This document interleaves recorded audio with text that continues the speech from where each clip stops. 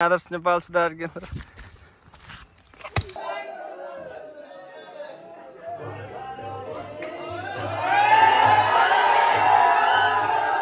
आदर्श नेपाल सुधार केन्द्रबाट कार्यक्रम सञ्चालक।